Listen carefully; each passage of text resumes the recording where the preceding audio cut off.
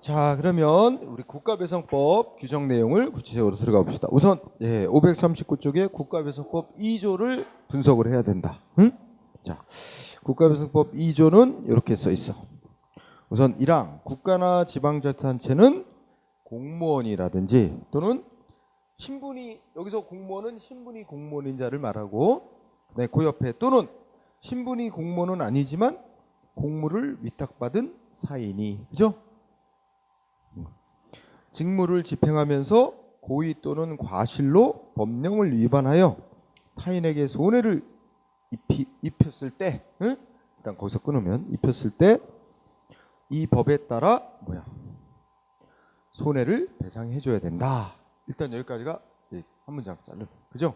그럼 여기까지 잘라놓고 분석하면 공무원이라든지 공무를 위탁받은 사인이 직무를 고의과실로 위법하게 수행했을 때는 누가 배상하도록 규정이 있는 거예요?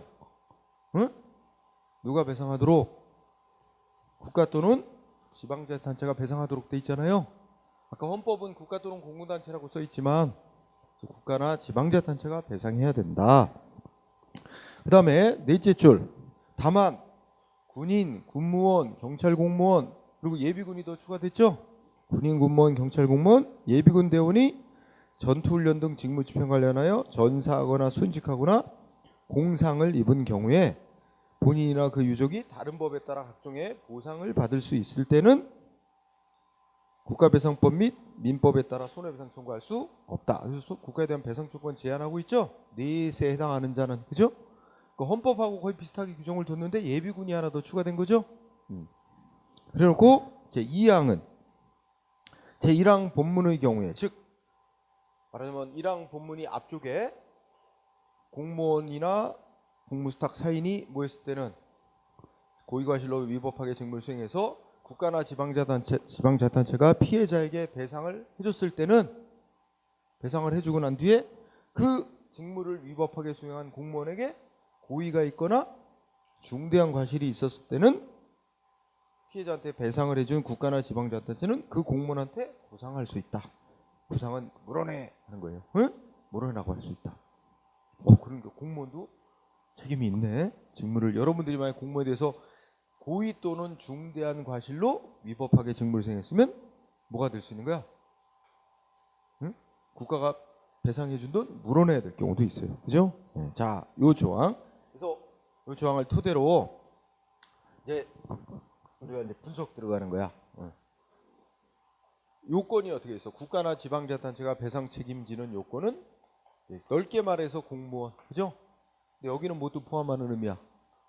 신분이 공무원이 아니지만 공무를 수행할 수 있는 권한을 부여받은 공무 위탁받은 사인도 포함하는 의미죠. 공무원이 그다음 직무를 집행을 하면서 그다음에 어떻게 돼? 고의 또는 과실로 그다음에 있어. 법령에 위반하여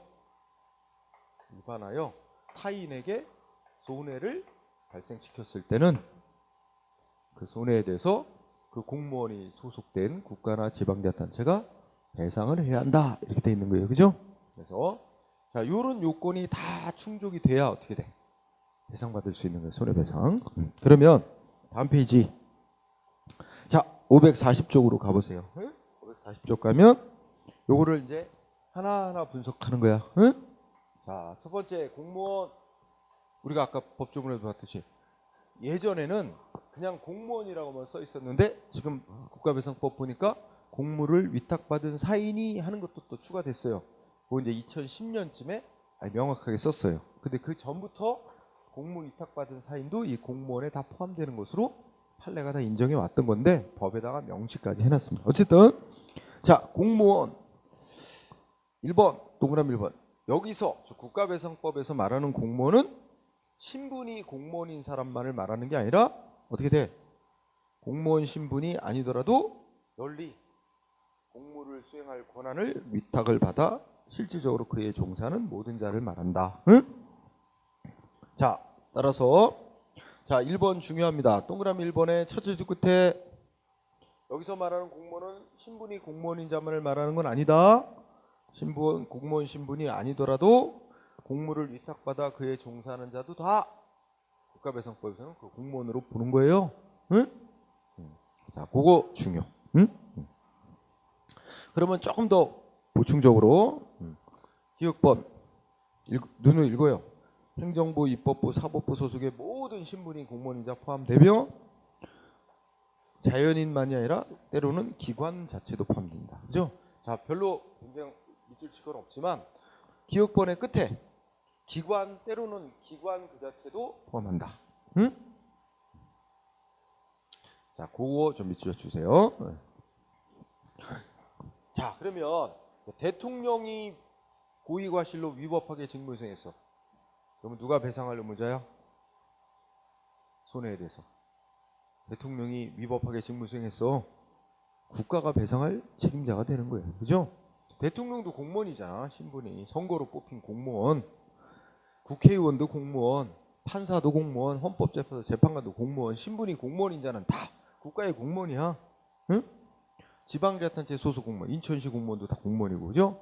네. 하여튼. 그래서 뭐 기억은 별 큰 논점은 없고 때로는 우리가 이런 경우 있을 수 있잖아.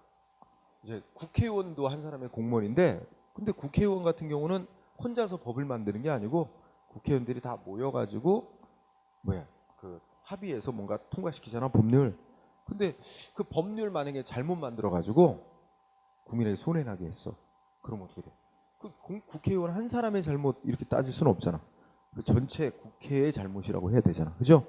그런 경우가 있을 수 있으니까 그 공무원 범위 속에는 때로는 그 사람인 공무원만을 말하는 게 아니라 국회라는 기관의 지금 잘못된 직무수행 이래가지고 국가 배상 책임이 인정될 수도 있다는 얘기입니다.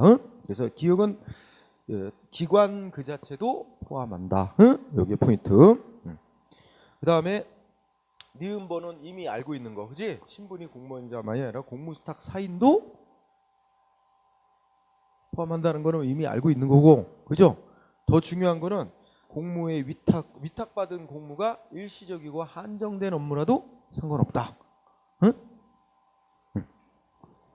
그거 중요합니다. 일시적이고 한정된 사항이죠. 위탁받은 공무가 일시적이고 한정된 사항이라도 상관없다. 공무원으로 보는 거예요. 응? 자, 그 다음에 디귿번. 자, 어떤 사람이 공무원으로 임명이 됐어. 근데 나중에 몇 년 뒤에 뭐로 밝혀졌어? 그 사람 공무원이 될 수 없는 결격 사유가 있는 사람이었다. 이렇게 밝혀지면 그러면 맨 처음에 공무원 임명행위 자체가 무효였다고 봅니다. 응? 그러면 그 사람은 그동안에 뭐 해왔어? 몇 년 뒤에 결격 사유였다고 밝혀지기 전까지 그 사람은 처음부터 공무원이 아니었던 거로 보게 됩니다. 결격 사유자 임명하는 행위는 무효니까 그 사람이 그러니까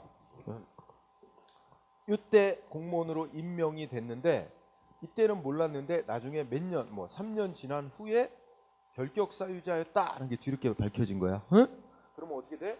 이때부터 공무원 신분이 없어지는 게 아니라 처음부터 임명한 행위 자체가 무효라고 보기 때문에 이 사람은 공무원이 처음부터 아니었던 거야. 그런데 이 사이에 일을 했잖아. 공무원으로서 처리해야 되는 일을 했죠. 이거 위법하게 해서 손해났다. 그래도 이거 공무원이 한 거와 똑같이 친단 말이야. 응? 그래서 디귿번도 알아두고. 자, 그 다음에 리을은 거의 시험에 내지는 않는데 그냥 리을은 설명만 듣고 들어가. 거기 보면 우리 주한미군에 그죠? 한국의 주둔에 있는 주한미군 또 주한미군에 소속된 직원 또 우리 군 복무 가는데 카투사로 가는 경우 자 미군 부대에 이제 그 미군으로서 복무하는 거죠. 그래서 카투사도 여기서 공무원에 해당한다. 이거 밑줄 안 쳐도 돼. 그러면 이들이 그 공무집행 중에 위법행위로 손해를 발생시킨 경우 미국하고 조약을 맺었어요. 그래서 어떻게 돼? 응? 피해자는 누구한테 청구해 배상을? 응? 우리 대한민국에 청구합니다. 국가배상법에 따라 대한민국의 배상을 청구하게 돼 있어. 응? 이거 밑줄 안 쳐도 되고요. 예를 들어보면 이런 경우 있지. 우리 예전에 효순이 미선이 사건이라고 미군 훈련 중에 장갑차에 깔려 죽었잖아. 여중생 2명이. 그죠? 그러면 이게 어떻게 되겠어?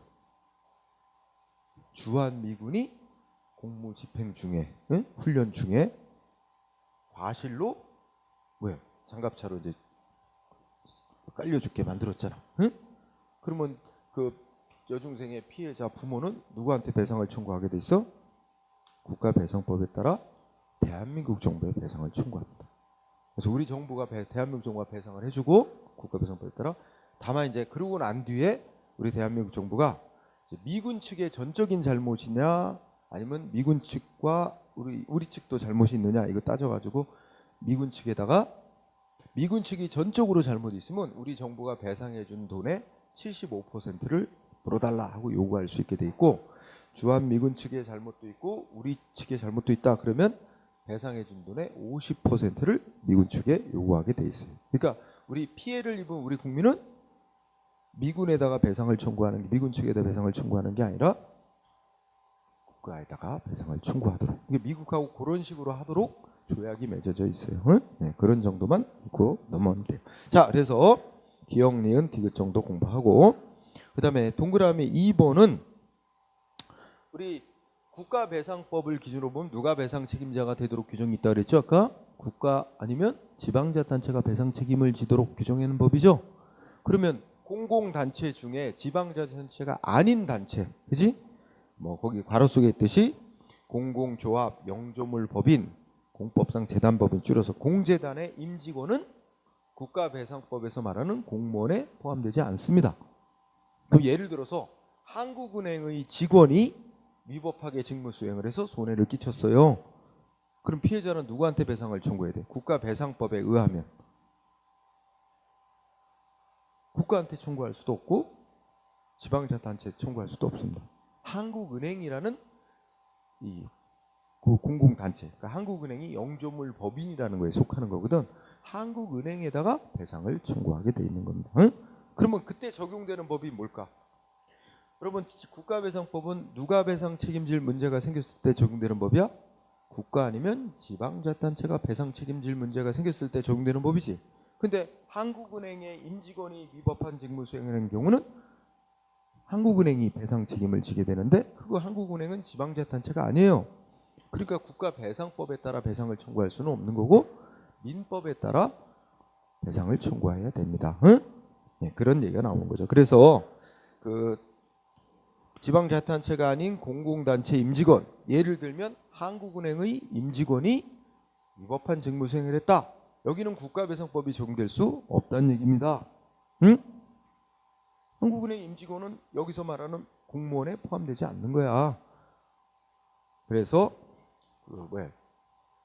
적용되는 법은 손해배상을 받되 국가배상법이 적용되는 게 아니고 민법이 적용돼야 됩니다. 이게 민법에 따라 배상을 청구해야 된다 하는 얘기입니다. 그래서 읽어보면, 그 밑에까지 읽어보면 설명 이해하죠? 그래서 2번에 두 줄, 그거를 밑줄 쳐두기 바랍니다. 자, 그러면 밑에 판례 1번, 2번 다 중요한 판례입니다. 응? 자, 1번은 우리 이미 확인한 거, 국가배상법에서 규정하고 있는 공무원이란 신분이 공무원이라는 자만을 말하는 게 아니고 널리, 두 번째죠, 널리 공무를 위탁받아 실질적으로 공무에 종사하고 있는 모든 자를 가리키는 거다 하면서, 그 위탁받은 공무가 일시적이고 한정적인 사항일지라도 달리 볼 거 아니다, 그렇죠? 상관없다는 얘기입니다. 예를 들면 여기에 들어맞는데, 그지? 공무를 위탁받아 실질적으로 공무에 종사하고 있는 일체의 자 속에, 예를 들면 우리 동네 통장님 같은 사람이 여기 속합니다. 응? 통장, 응? 동네 통장님 신분 공무원 아니에요. 다만 그 지방자치단체로부터 제한된 어떤 공무를 수행하도록 권한을 받아가지고 뭐 관상예보도 돌리고 뭐 주민들한테 뭘 알리기도 하고, 그죠? 이 제한적인 공무 수행하도록 권한을 부여받고 뭐 수당을 얼마씩 받습니다. 그러나 신분은 공무원 아니야. 그렇지만 그 제한적이고 일시적인 사무를 처리하도록 권한을 부여받았어도 어쨌든 공무를 수행하는 권한이 부여된 자는 국가배상법에 공무원으로 보는 거야. 그러면 통장이 만약에 위법한 직무 수행을 해서 손해가 나면 지방자치단체가 배상 책임을 지게 된다는 거예요. 국가배상법에 따라. 그죠? 그런 논리예요. 그래서 1번 판례에서는 두 가지가 의미가 있는 거지. 국가배상법에서 말하는 공무원은 신분이 공무원인 자만을 말하는 게 아니라 널리 공무를 위탁받아 그에 종사하는 모든 자를 말하는 거다. 그리고 그 위탁받은 공무가 일시적이고 한정적인 사항이라도 상관없다. 응? 그 다음에 2번은 키워드가 뭐냐면 한국토지공사야. 한국토지공사. 지금은 한국토지공사라는 단체는 없어. 지금은 한국토지공사와 그다음에 대한주택공사가 합쳐졌어. 그래서 지금 뭐라 그래? 응? 한국토지주택공사, 일명 LH공사라고 합쳐졌잖아. LH. 응? 네, 그러니까 그 전일인데, 자, 한국토지공사는 두 번째 줄 끝에, 응? 셋째 줄 끝에 국가배상법이 규정하고 있는 공무원에 해당한다고 볼 수가 없다. 자, 그 중간에 문장을 보면 원래 우리 이제 대집행이라는 거 공부했었죠? 그러면 어디가 뭐 공익사업할 예정지로 지정이 됐는데, 그러면 거기 있는 그 공익사업 예정 지역에 있는 사람들은 이제 보상을 받고 땅과 건물 다 뺏기고 이주를 해야 돼. 근데 어떤 사람 버티고 안 나가나 봐. 그러면 원래 그 지방자치단체장, 그러니까 시군구청장 같은 사람이 강제로 철거할 권한이 있어요. 철거 권한. 응? 근데 시군구청장이 그 공익사업 예정지로 지정된 곳에 그 주택이 있다. 그러면 이거 강제 철거시킬 권한 원래는 시군구청장한테 있는 건데, 그거를 법에 따라 누구한테 다 권한이 넘어간 거야. 법이 정한 바에 의해서 한국토지공사에게 강제 철거 권한이 다 위임이 된 거야. 넘어간 거야. 그래갖고 한국토지공사가 아마 철거를 했나 봐. 그죠? 근데 아마 철거 업무가, 즉 대집행 철거 업무가 위법하게 행해졌다. 이래갖고 이제 손해배상을 청구하나 봐. 위법한 강제 철거로 손해 입었다. 그러면 누가 배상 책임을 져야 되냐 하는 문제가 생기는데, 판례의 결론은 그럼 누가, 그 지방자치단체가 배상 책임을 져야 되냐, 아니면 한국토지공사가 배상 책임을 져야 되냐, 이게 문제예요. 그죠?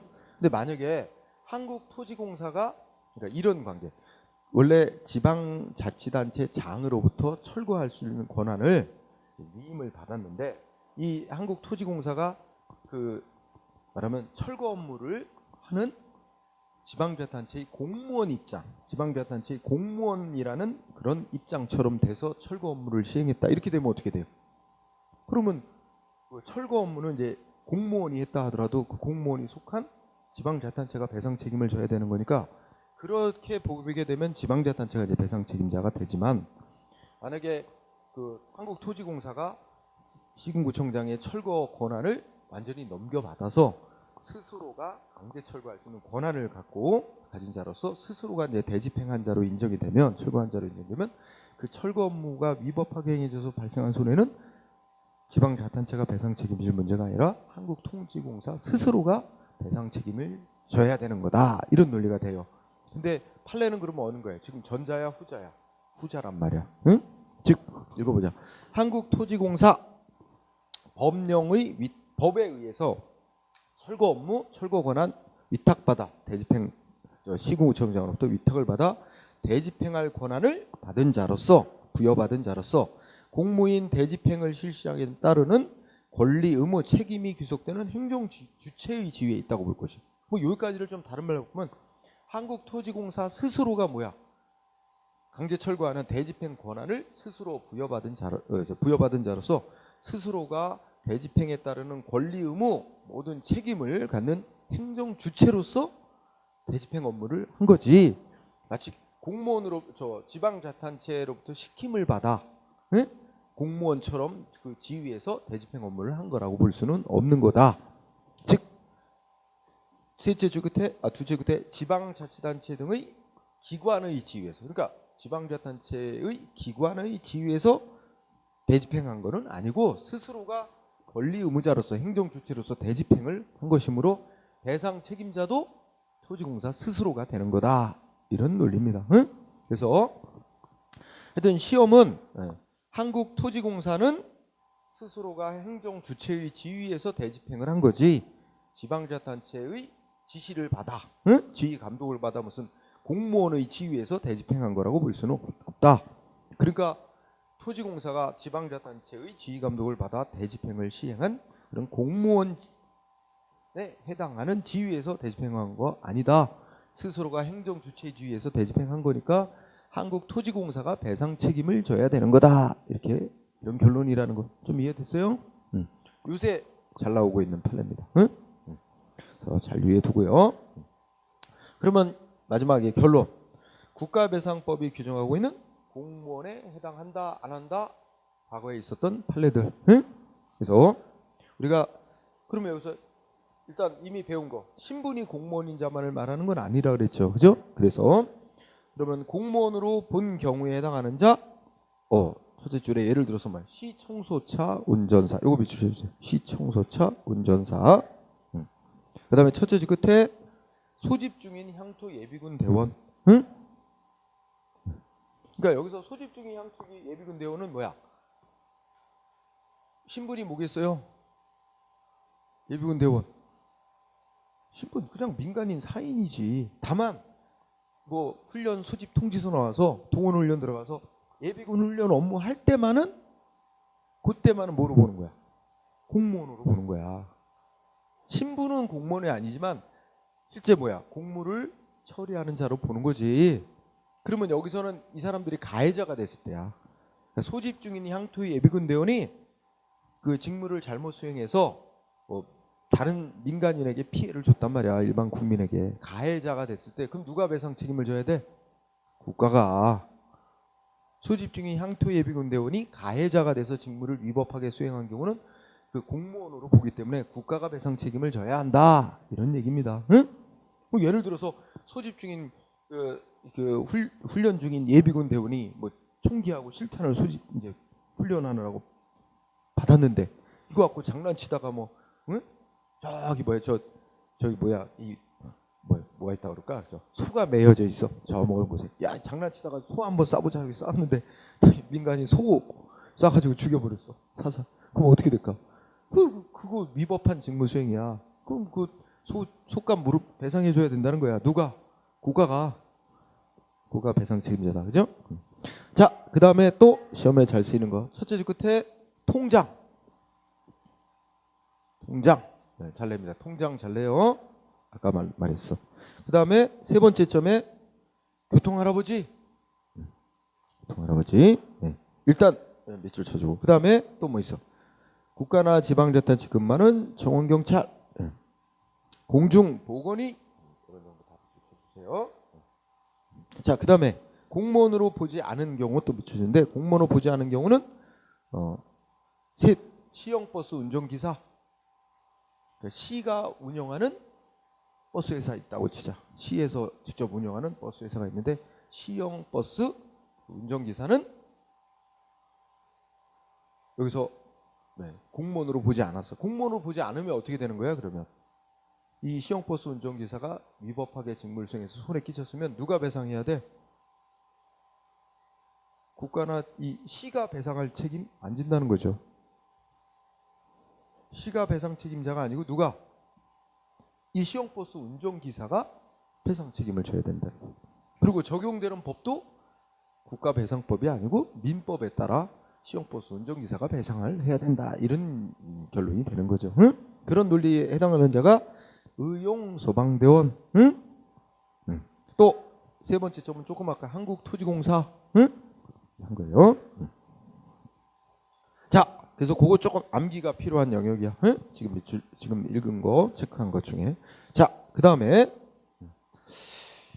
두 번째 논점으로 가보죠. 자, 그러면 우리는 이제 첫 번째 이제 공무원으로 보는 자, 공무원이라고 할 수 있는 자가 뭐 하다가 손해를 끼쳐야 돼? 직무를 집행하다가 손해를 발생시켜야 국가배상법에 따라 국가나 지자체가 배상책.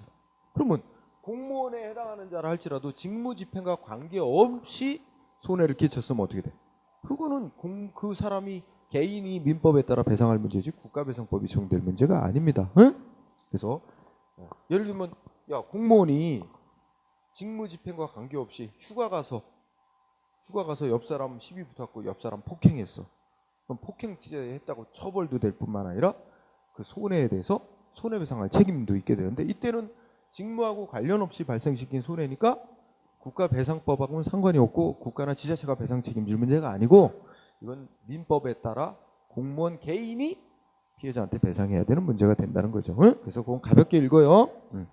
자, 그러면 여기서 이제 첫 번째 능점 방가를 1번 직무집행행위라고 할 때 먼저 이걸 잘라서 직무라고 하는 것의 범위, 응? 직무행위라는 것의 범위. 자, 직무행위의 범위에 공법상의 권력적 작용이든 비권력적인 관리 작용이든 다 직무행위로 포함시키는데 중요한 거 사경제적 작용은 제외. 요거 밑줄 쳐주세요. 사경제적 작용은 제외한다. 사경제적 작용과 관련된 손해는 국가배상법에서 말하는 직무로 안 보기 때문에 그건 국가배상법에 따라 배상할 문제가 아니고 결국 뭐가 돼? 민법에 따라 배상할 문제예요. 응? 배상을 못 받는다는 게 아니라 적용되는 법이 달라져요. 응? 민법에 따라 배상할 문제. 자, 그래서 자 관련 판례 공부해 볼까요? 1번 1번 판례 시험에 잘 나옵니다. 꼭 알아두세요. 응? 국가배상법이 정한 손해배상 청구의 요건인 공무원의 직무행위의 범위 속에는 국가나 지방자치단체가 행하는 권력적 작용만이 아니라 행정지도와 같은 비권력적 작용도 포함되지만 뭐는 포함이 안 된다고요? 사경제 주체로서 하는 작용은 포함되지 않는다. 응? 그럼 이 판례를 공부하면서 두 번째 줄 행정지도와 같은 비권력적 작용도 포함된다. 이거 하나. 하지만 뭐는 포함 안 된다.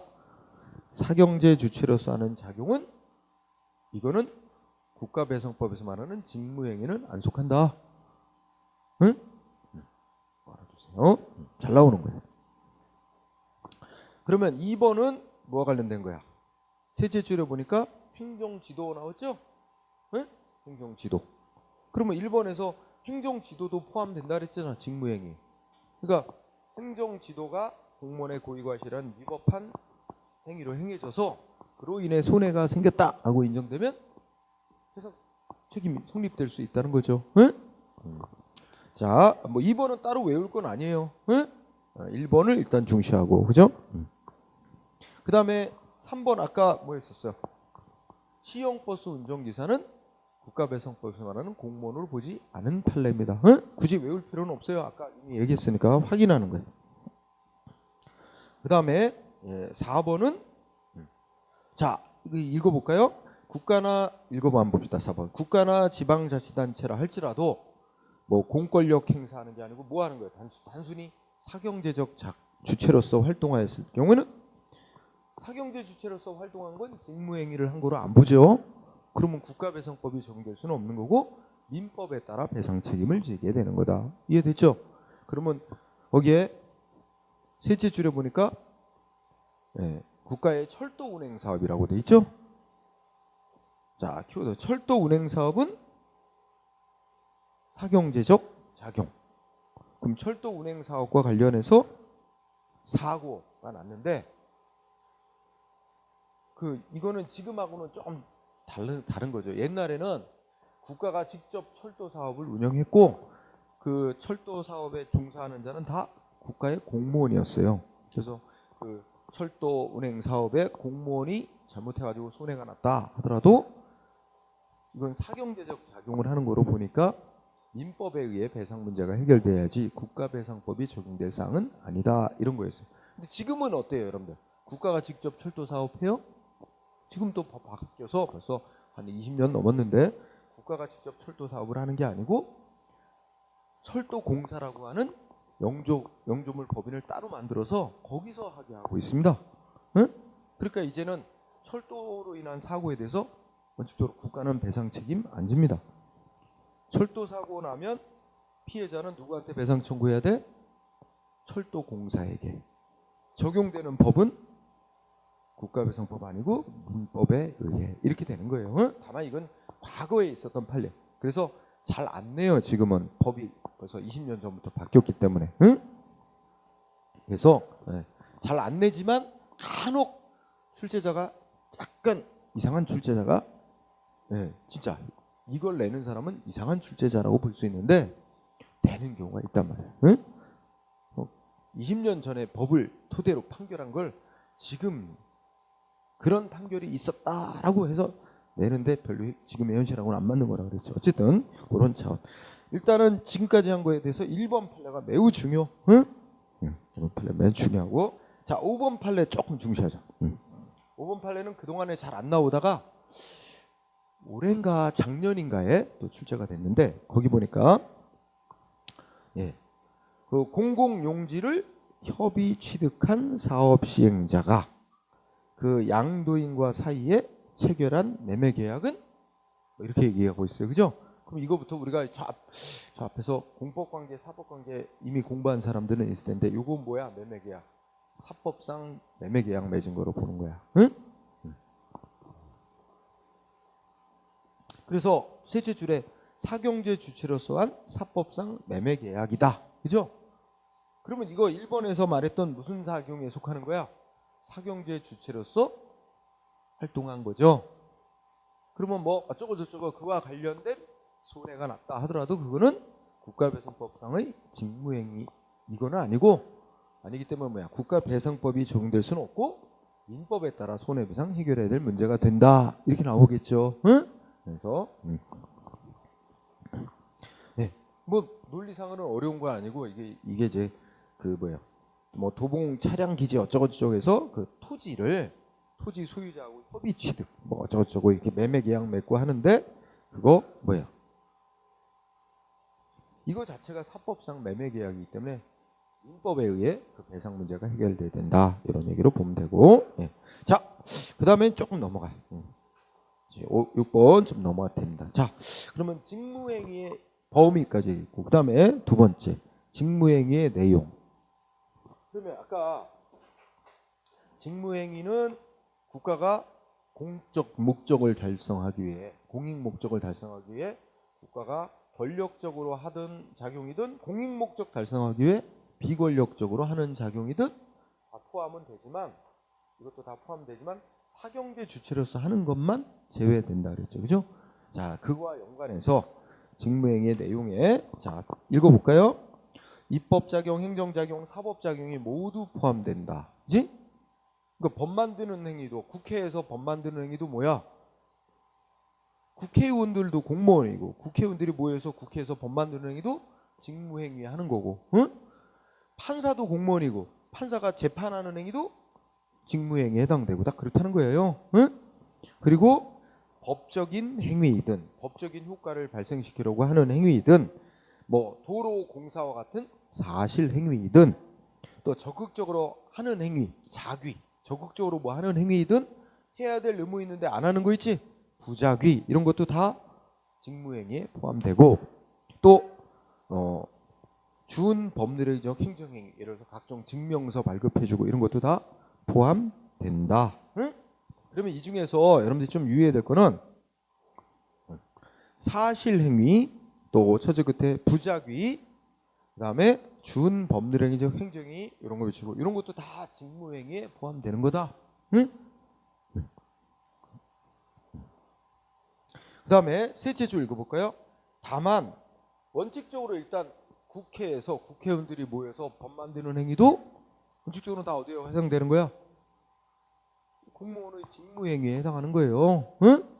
그 다음에 법원에서 재판하는 작용 있지?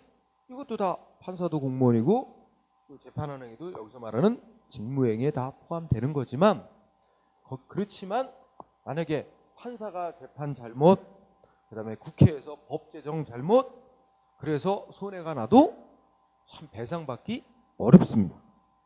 그런 얘기야. 그래서 그건 좀 따로 좀 심도 있게 고찰할 필요가 있다. 뭐 그런 거와 연관이 있습니다. 한편 셋째 줄 끝에 읽어보면, 법원의 재판 행위로 인한 국가의 배상 책임 인정에 있어서 법원의 판사가 재판 행위 위법하게 했다 할 때 그 위법은 주로 어떤 의미를 쓰는 거야? 판결을 잘못 내렸다. 여기에 포인트가 있는 게 아니라 재판 진행하는 거 있죠? 응? 재판 진행할 때 법에 어긋나게 공정하지 않게 재판을 진행했다, 이런 재판 진행에 있어서의 위법을 말하는 거지, 판결의 위법을 말하는 건 아니다라는 의미입니다. 응? 응? 여러분, 판결을 잘못 내리면 상대방은 어떻게 할 수 있어? 다시 상급법원에, 응? 또 다시 항소하거나 해서 다시 바로잡을 기회가 있어요. 그런 이상 예를 들어서 하급법원의 판사가 판결을 잘못했다 해서 바로 국가가 손해배상 책임진다 이렇게 인정하지는 않습니다. 얼마든지 바로잡을 기회가 있으니까, 기정할 기회가 있으니까. 그래서 여기서의 그 법원의 재판행위가 위법하게 행해졌다 할 때 위법은 판결 자체의 잘못이라기보다는 재판의 진행에 있어서의 잘못을 가리키는 말입니다. 네, 그것 좀 밑줄 쳐주세요. 법원의 재판행위로 인한 국가배상 책임에 있어서의 위법은 법원의 재판 잘못에 위법이 있다. 법원의 재판에 위법이 있었다는 것은 판결 자체의 위법을 말하는 것은 아니고 공정한 재판을 위해서 판사에게 재판 진행에 있어서 부여된 직무를 위법하게 행사한 경우 그걸 가리키는 거다 이렇게 보고요. 자, 그러면 판례를 봅시다. 입법 작용. 자, 1번 판례 중요합니다.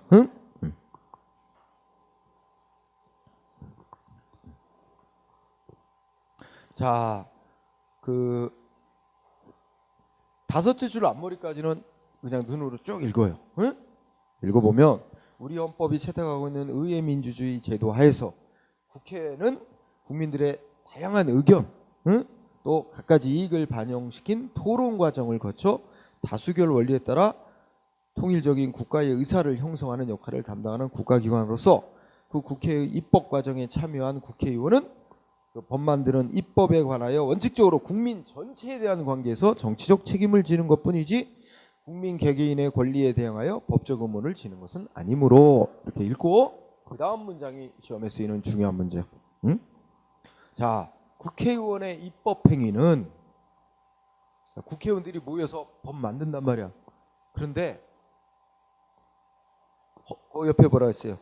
그 법의 내용이 헌법의 문헌에 명백히 위반됨에도 불구하고, 그러니까 벌써 법을 만들 때부터 뭐가 문제되고 있어? 헌법에 명백히 위반된다고 이미 위반되는데도 불구하고 국회에서 국회의원들이 모여서 굳이 법을 만들었다. 그죠?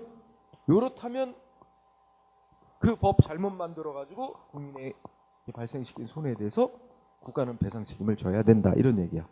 근데 만약에 그런 특별한 경우가 있지 않는 한은 설령 국회에서 헌법에 어긋나지 않는다고 생각하고 법을 만들었지, 근데 나중에 뭐 했어?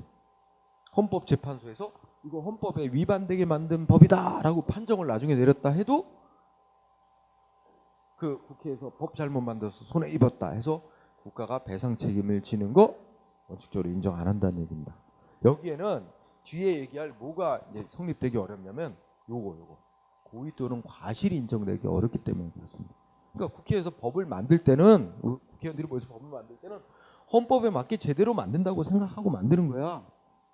그런데 그래서 헌법에 맞게 제대로 만들었다고 생각하고 만들었는데 나중에 이제 법 판단하는 전문기관인 헌재에서 헌법재판소에서 야 이거 국회에서 법률 잘못 만들었어 위헌이야 이렇게 판정 내렸다 하더라도 국회의원들의 그 법 제정 행위를 고의 과실에 의한 위법한 직무 수행으로 보기 어렵기 때문에 그래서 배상받기 어렵다는 얘기죠. 그럼 어느 때 한해서만 헌법에 어긋난다는 게, 헌법에 위반된다는 게 분명한데도 굳이 그 법을 만들었 경우가, 그런 특별한 경우에 한해서만 그 국회의 법 잘못 만든 행위로 인해서 발생한 손해에 대해서 국가가 배상 책임지게 된다. 그래서 국회의원의 입법 행위는 입법 내용이 헌법의 문헌에 헌법에 명백히 위반되는데도 불구하고 굳이 법을 만든 것 같은 특수한 경우래야 국가가 배상 책임을 지는 거지, 그런 경우가 아니라는 국가배상법 2조에서 말하는 이런 행위, 고의 또는 과실에 의한 위법한 직무행위에 해당한다고 볼 수 없어서 결국 배상 책임 인정되기 어렵다는 겁니다. 그러니까 이거 보면 국회에서 법률 잘못 만들어서 결과적으로 어떻게 될까요? 국회에서 법률 잘못 만들어서 나중에 헌법재판소에서 위헌 판정 나왔는데, 그러면 그 만들어진 법을 또 행정공무원들이 집행을 해서 국민한테 손해가 났잖아. 그렇더라도 국회의원들의 법 잘못 만든 행위로 인한 배상 받기 어렵다. 응? 인정 안 된다. 다만 절대로 인정 안 되는 건 아니고 어느 때 한해서만 헌법에 명백히 위반되는 걸 알면서도 굳이 그 법을 만들었다. 요게 인정이 될 때 한해서만 입법 잘못으로 인한 국가의 배상 책임이 인정될 수 있어. 그죠? 그럼 여기서 하나 또 머릿속으로 또 생각해 보세요. 그러면 이 잘못 만들어진 법을 행정공무원들이 집행을 했을 거 아니야? 그래서 손해가 났단 말이야? 그럼 피해자 입장에서 또 뭘 주장해 볼 수 있어? 잘못 만들어진 법을 행정공무원들이 집행을 해서 손해가 났으니 역시 행정공무원들의 잘못을 인한 국가의 배상 책임. 이거 인정될 수 있을까요? 그럼 행정공무원들은 국회가 만든 법 잘못 만들었다, 헌법에 위반되게 잘못 만들었다 심사하고 적용 안 할 권한이 있어요? 없어요.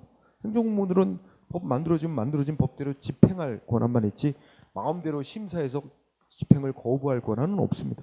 그러니까 행정공무원들에게 그 법 집행 잘못 인정할 수 없죠. 그러니까 행정공무원들의 법 집행 잘못을 인한 손해배상도 청구할 수 없고, 국회에서 법 잘못 만들었다는 이유로 해서 국가로 배상해라, 이것도 인정되기 어렵지.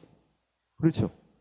단 어느 때 한해서만 국회가 헌법에 위반되는 걸 알면서도 굳이 그 법을 만들었다, 요게 인정될 때 한해서만 국회의 입법 잘못으로 인한 국가배상 청구가 허용될 수 있다는 거야. 응? 그러니까 아주 법 잘못 제정으로 인한 배상 책임은 성립되기가 무지 어렵다는 얘기죠. 응? 요거 때문에 그런 거예요. 요거 말이 없어도 그 법 제정에 헌법, 여기서 여러분들 첫째 줄에 이런 말 있잖아. 셋째 줄에서 헌법의 문헌에 명백히 위반됨에도 불구하고 굳이 입법을 했다. 이거 굳이 말하자면 헌법에 위반된다는 걸 알면서도 굳이 그 법을 만든 건 고의야, 고의. 법에 위반된다는 걸 알면서도, 그렇지? 그런 경우에 한해서나 입법 잘못으로 인한 배상 책임 성립될 수 있다. 그런 뜻이고요. 그 다음에 2번은 뭐와 관련된 판례는 국회가 법을 안 만들어 가지고 이제 국민에게 손해가 생기는 경우가 있어요. 그걸 뭐라 하는 입법 부작위. 응? 그렇지? 국회가 1번은 이제 국회가 법을 만들어 가지고 이제 문제가 되는 경우고, 잘못 만들어서. 2번은 법을 안 만들어야 되는데 안 만들어 놔 가지고 국민에게 손해가 나는 경우. 그렇지?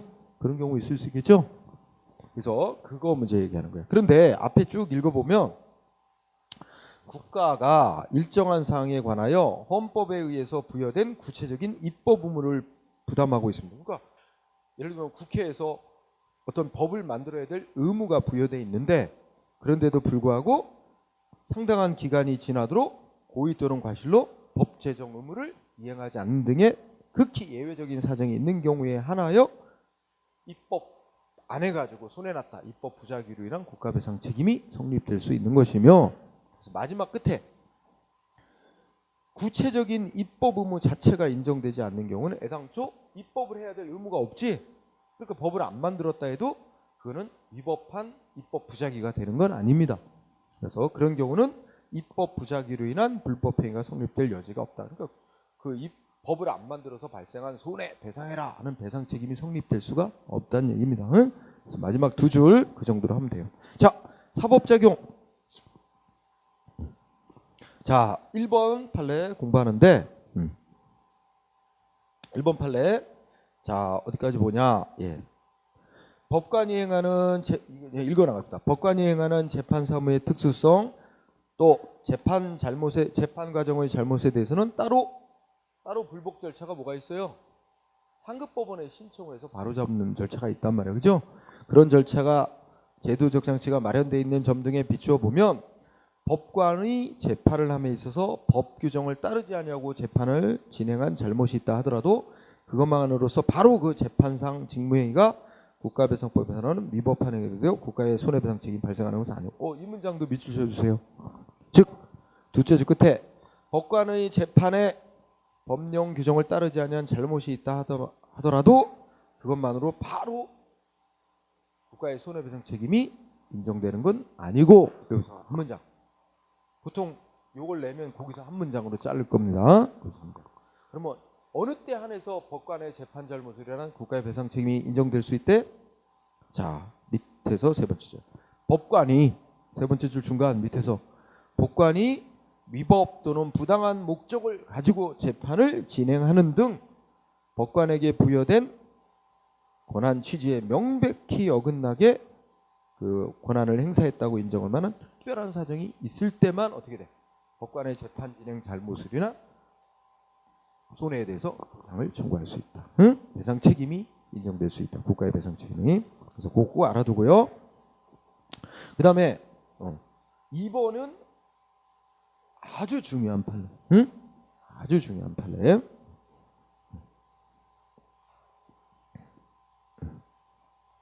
자, 그러면 자, 첫째 줄 시작머리에 뭐야? 재판에 대해서 따로 불복 내지 시정 절차가 마련되어 있는 경우, 이거 일단 비춰주세요. 재판에 대해서 따로 불복 절차 또는 시정 절차가 마련되어 있는 경우에는, 그러면 쭉 읽어놔. 그러면 그러한 별도의 불복 시정 절차를 통해서 재판 절차의 잘못 내지 재판 결과에 대해서 다시 그 별도의 정해진 절차를 밟아 시정을 받을 수 있으니까, 그게 좀 잘못이 있다라도 바로 국가의 손해배상 책임이 인정될 수 있는 건 아니다. 응? 이렇게 마무리가 돼요. 위로 쭉 올라가면. 그러나 자, 543페이지 위에서 세 번째 줄. 자, 이번에 반대 문장 뭐야? 재판에 대해서 불복 절차 내지 시정 절차 자체가 없는 경우에는, 그죠? 자, 우리의 관심사는 이거야. 재판에 대해서 더 이상 불복 내지 시정받을 절차가 없는 경우.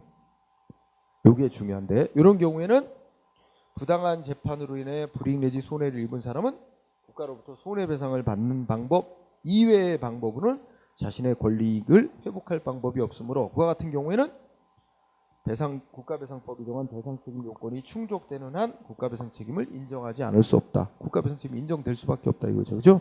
그러니까 줄이면, 아주 간단하게 줄이면, 재판에 대해서 더 이상 불복 절차 내지 시정 절차가 없는 경우에는 마지막에 뭐야? 국가배상 책임 인정받을 수 있다 이거야. 국가로부터 손해배상 받을 수 있다. 응? 이렇게 간단히 마무리하고, 그 다음에 자, 사건을 볼까요? 자, 헌법재판소 재판관이 청구기간 내에 제기된 헌법소원 심판 청구 사건에서, 그러니까 국민은 헌법재판소에 자기 국가의 공권력 행사로 헌법이 보장하는 기본권 침해당했다, 구제해달라고 법이 정한 기간 내에 청구를 했어요. 그런데 헌법재판소 재판관이 착각을 했어. 오인을 해가지고 어떻게 했어? 법이 정한 기간 지나서 청구한 것으로 오인을 해서 요건을 못 가졌다 해가지고 각하를 시켜버렸대. 응? 그래서 그런 사건이 있다는 거지. 그런데 우리나라에서 일종의 사법적 구제 절차로 제일 마지막 구제 절차가 헌법재판소에 헌법소원 청구하는 거야. 그런데 거기서 각하를 당해버렸어.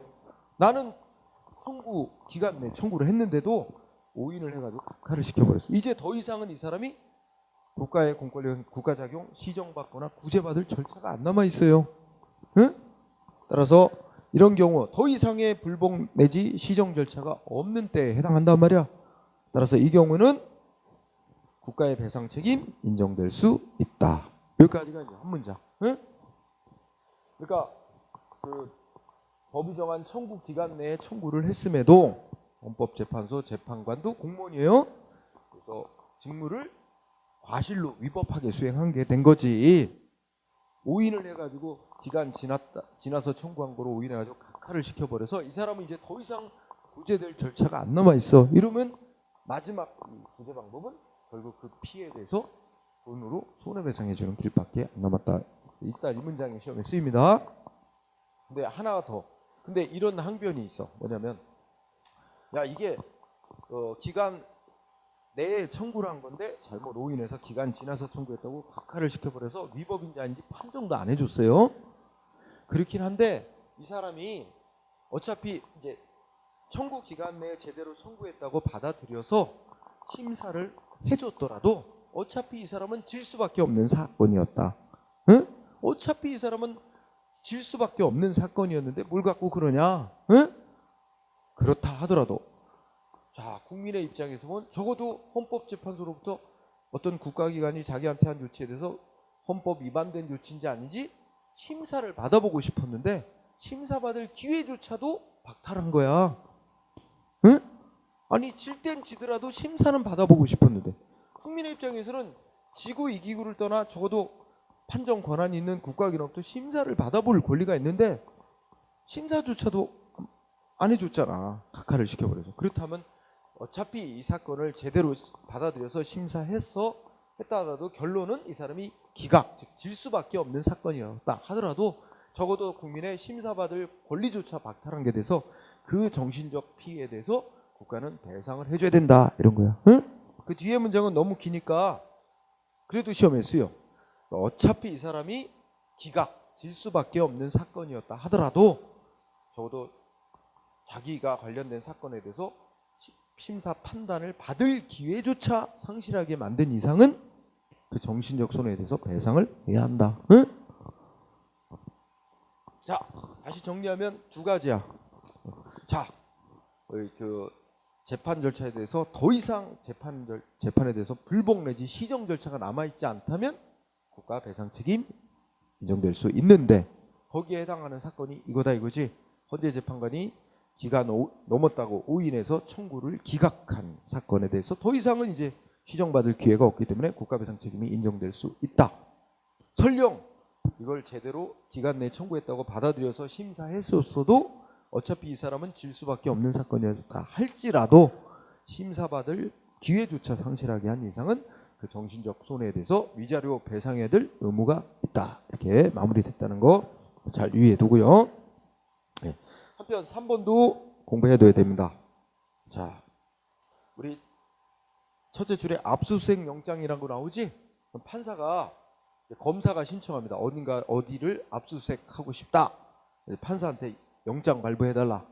판사가 압수수색 영장 발부를 해줬는데 원래는 영장에 뭐가 다 기재되는데 압수수색 영장 문서에 어느 장소 어느 부분을 압수수색할 수 있는지 구체적으로 대상과 범위가 명시가 되어 있어야 되는데 그거를 명시 안 하고 영장을 발부해줬대요. 그렇다 하더라도 어떻게 된대?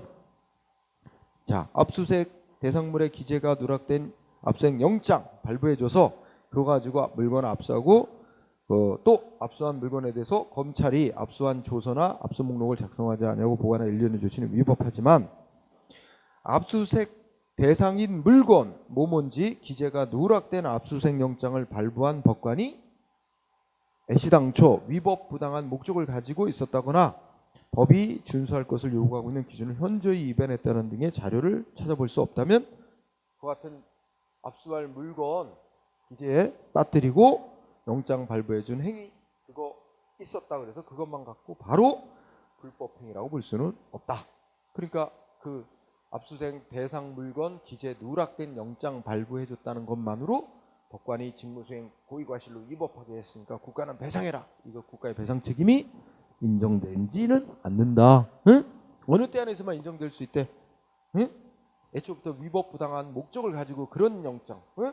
기재사항 빠진 영장을 발부해줬다든지 아니면 법관이 직무수행상 지켜야 될 기준을 현저히 위반했다니 그런 사정이 있으면 모를까. 그렇지 않는 한은 좀 수색 압수할 대상물 기재 누락된 영장 발부했다는 것만 가지고는 바로 국가배상 책임이 성립되기는 어렵다. 그런 얘기입니다.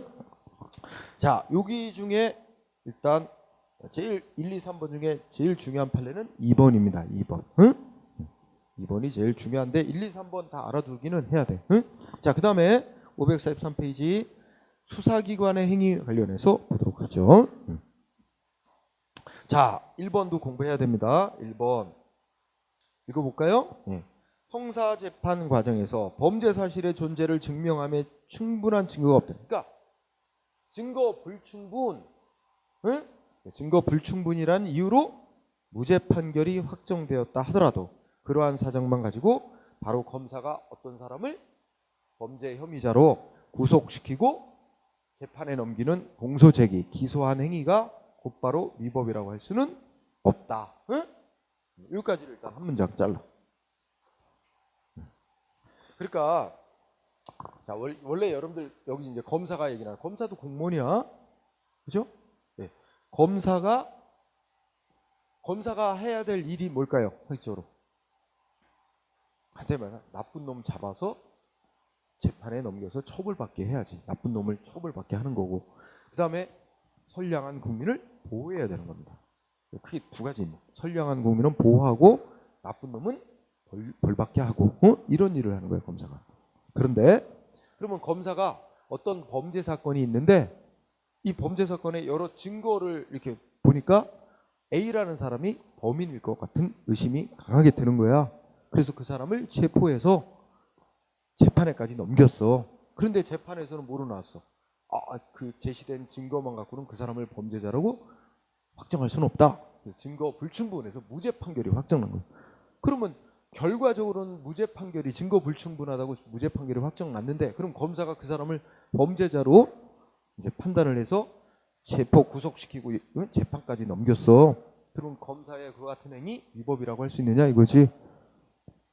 검사의 그 같은 행위는 위법한 직무행위라고 볼 수는 없다. 그럼 검사가 당연히 범죄자라고 볼 수 있는 여러 증거가 있기 때문에 그 체포 구속해서 재판에 넘긴 행위는 적법한 행위다. 응? 결과적으로 증거 불충분해서 무죄 판결이 났더라도 검사가 당연히 해야 될 직무 수행한 거다, 이렇게 보는 겁니다. 다만 피해자 입장에서 보자. 그러면 이 증거 불충분 무죄 판결로 풀려난 사람은 어떻게 될까? 억울하겠지? 억울하겠죠? 이런 경우에 주는 제도가 그럼 여러분 이건 손해배상 문제는 아니겠죠? 손해배상은 어느 때가 전제가 되는 거야? 위법한 직무수행일 때. 근데 결과적으로 지금 뭐야? 적법한 검사의 직무수행으로 보죠? 적법한 수행이니까 뭐가 문제가 될까? 보상의 문제가 생깁니다. 응? 아까 위법인 게 배상이고 적법인 게 보상이잖아요. 그러니까 검사의 적법한 직무수행이니까 배상은 아니고 보상의 문제가 생기는데, 이런 경우에 이렇게 이제 경찰 검찰이 이렇게 하고 이제 또 법원에서 뭐 이 범인이다 해가지고 유죄 판결 내려서 뭐 옥살이 시키고 했는데 나중에 진범 잡히고 그러면 재심에서 무죄 판결 내려주고 석방하죠. 근데 그 사람은 억울하게 옥살이 했지. 그거에 대해서 국가가 보상해주는 제도가 형사보상제도라고 따로 있어요. 따라서 이 사람은 무죄 판결로 석방되면 그동안에 이 구속되고 했던 거 하루 얼마씩 쳐서 보상, 형사보상이라고 해서 보상금 청구해서 구제 받도록 하고 있습니다. 자, 그거는 시험과 직접 연관된 건 아니고 그렇게 이해를 하면 되고. 그런데 여기서는 이제 어떤 사건이 문제가 됐어? 응? 자, 넷째 줄부터 보니까 뭐 강도 강간 사건이 있었대. 그죠? 그래갖고 어떤 남자를 검사가 어떻게 했어요? 유력한 용의자 해가지고 체포해서 재판에까지 넘긴 거야. 근데 재판 진행 중에 뭐가 나왔대? 그 피해자의 옷 유전자 분석 검사가 나왔대, 결과가. 근데 뭐야? 이거는 그 용의자하고는 전혀 유전자가 일치 안 해. 그러니까 그 사람이 범인이 아니라는 명확한 증거가 나왔어요. 근데 검사는 그 사람을 이 사람이 범인이다 진목을 해서 재판에까지 넘긴 거란 말이야. 그죠? 근데 재판 도중에 그 사람이 범인이 아니라는 명백한 증거가 나왔어. 그럼 검사는 어떻게 돼? 범인이 아닌 선량한 국민을 보호해야 되니까 자기 잘못을 인정하고 이 사람 범인 아닙니다. 잘못했습니다. 해가지고서는 그 재판 청구했던 걸 취하하고 그 사람 석방해 줘야 되는 거죠. 근데 이 검사는 뭐야? 그렇게 안 했어. 이게 자기 인사국가에 영향을 미쳐요. 응? 그러니까 이 범인이 아니라는 명확한 증거를 감추고 계속 이 사람이 범인이라고 몰아간 거야. 그래갖고 판결까지 유죄 판결 나왔어요. 그 옥살이 하다가 나중에 진범이 잡힌 거, 이게 밝혀진 거야. 그럼 어떻게 돼? 이 검사는 정말 나쁜 놈이지. 범인이 아니라는 명확한 증거가 있음에도 선량한 국민을 범죄자로 몰아간 거 아니야? 이거 직무행위 위법하게 한 것이고 고의가 있는 거예요. 범인이 아니라는 걸 알면서도. 그죠? 이 경우는 예외적으로 뭐야? 그 검사의 위법한 직무 수행 행위에 대해서 국가가 배상 책임져야 된다라고 인정된 겁니다. 응? 그래서 시험에 한두 번 쓰였습니다. 즉 범인이 아니라는 명백한 증거가 나왔음에도 검사가 은폐한 행위, 응? 은폐하고 계속 범인으로 몰아간 행위, 직무상 위법한 행위고 고의에 의한 위법한 행위고 배상 책임져야 됩니다. 응? 그래서 이런 검사는 어떻게 해야 될까? 이건 지금 국민의 세금으로 배상을 해준 거죠. 응? 그럼 우리가 아까 배운 걸 법조문 보면 이 검사에게는 뭐가 있다고 할 수 있어? 직무를 위법하게 수행한데 고의가 있었다고 할 수 있어. 위법인 걸 알면서도 한 거야. 그러면 우리 공무원에게 고의 또는 중대한 과실이 있었다면 어떻게 해야 돼? 배상을 해준 국가는 그 공무원한테 배상해준 돈 물어내 구상권 행사해서 받아내야 되겠죠. 거기서만 그쳐야 될까? 이 검사 뭐 해야 될까? 파면시켜야 될 거야. 그렇지 않을까요? 파면. 응? 파면만으로도 부족할 거야. 이게 이제 직권 그런 죄가 있겠지. 공무원이 이제 그 자기 권한을 남용해가지고 뭐 직무수행하면 무슨 뭐 직권 남용 뭐 이런 거를 해가지고 형사처벌도 받게 해야 돼. 내 생각에는. 응? 감옥에 넣어야 돼. 이런 검사는. 그리고 검사직 하다가 그만두면 뭐가 돼? 변호사 할 수 있죠? 변호사도 못하게 다 박탈해야 될 거야. 진짜 나쁜 놈의 검사잖아요. 범인이 아니라는 걸 알면서도 범인으로 계속 몰아가지 인사국가 불리하게 될까봐 정말 나쁜 검사죠. 그렇게까지 해야 될 거야. 그럼에도 현실은 어떨까요? 이런 일이 생기면 결국 손해배상은 국민의 세금으로 배상해 주는 거예요. 피해자한테. 이 검사는 기껏해야 그동안에 앞으로는 모르겠는데 과거의 관행을 보면 이 검사 겨우 징계받아서 뭐야 그냥 또 징계를 할지도 모르고 그동안 과거 보면 문제 있다 그러면 징계하기 전에 그냥 사표 내고 나가요. 나가서 뭐해? 변호사 해. 똥똥거리고 잘 살아. 이런 나쁜 놈이. 이게 우리 사회에 잘못된 거예요. 진짜 이런 나쁜 놈은 경찰, 검찰은 특히나 이 사람은 어떻게 했어요? 이 피해자 생각해 보세요. 피해자.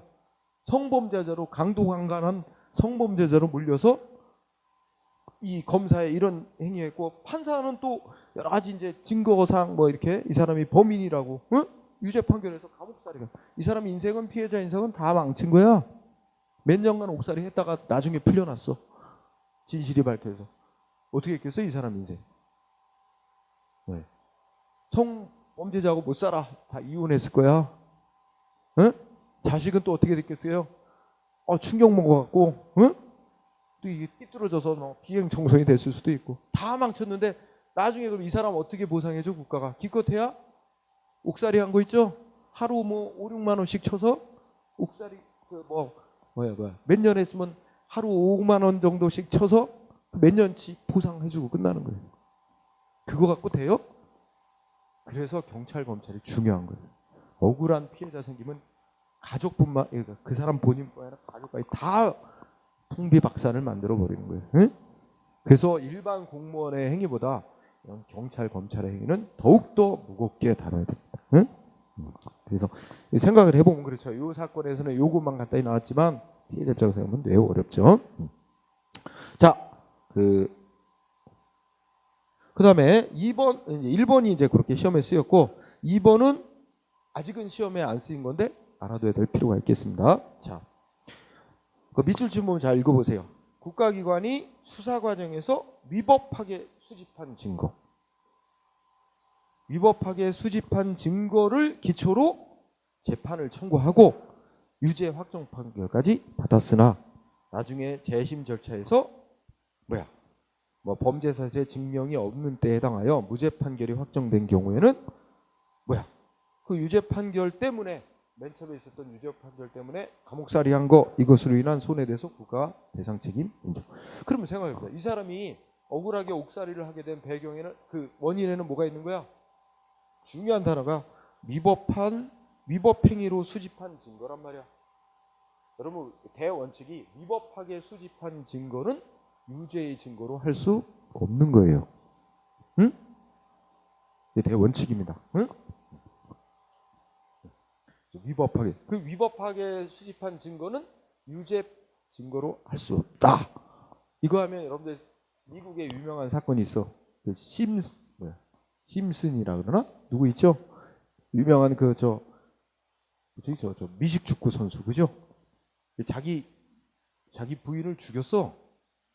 그래갖고 이제 살인죄로 기소가 됐는데 심증은 죽인 게 거의 확실시 되는데 경찰이 뭔가 실수를 해서 증거를 위법하게 수집했어. 응?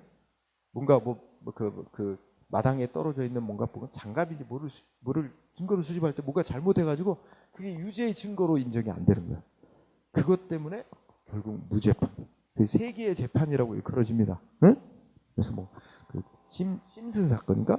그래요. 그래서 워낙 세계 유명한 사건이었는데 그래서 어쨌든 여기서 억울하게 옥살이를 하게 된 원인은 경찰 검찰이 위법하게 증거를 수집해서 결국 옥살이하게 그걸 기초로 재판 청구해서 유죄 판결까지 만들었고 옥살이하게까지 만들었다면 결국 그 위법하게 증거 수집한 거에 대해서 국가가 배상할 책임이 있다. 응? 하는 얘기죠. 응. 그래서 그 얘기로 정리하면 될 것 같아요. 응? 자, 시간이 많이 가서 거기서 잠깐 중단, 그죠? 중단하고 쉬는 시간을 갖도록 하죠.